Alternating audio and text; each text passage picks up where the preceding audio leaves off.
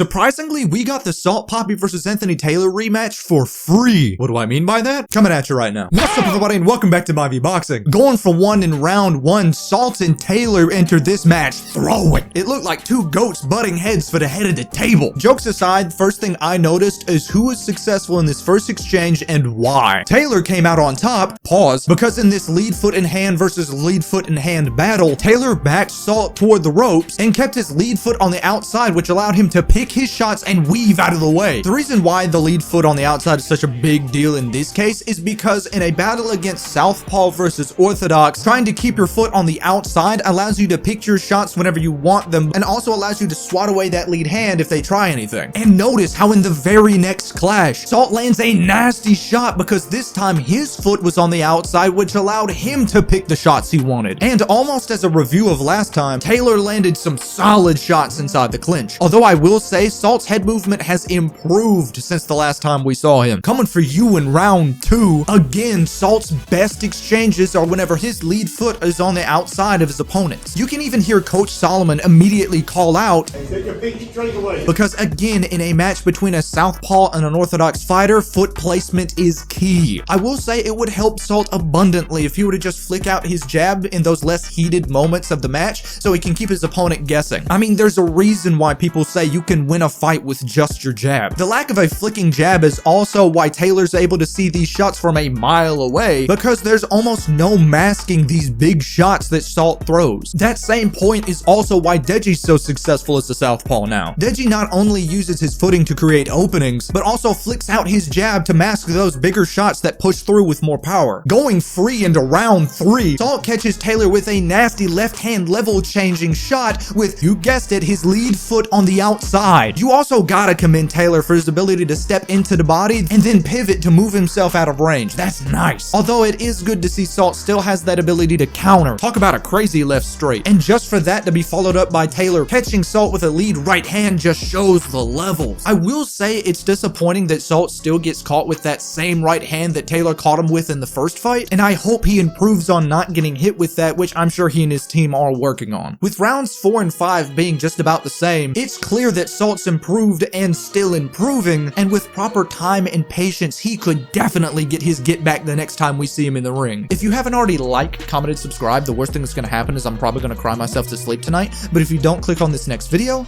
Salt's coming for you in your sleep. We might be seeing the return of Super Salt Papi.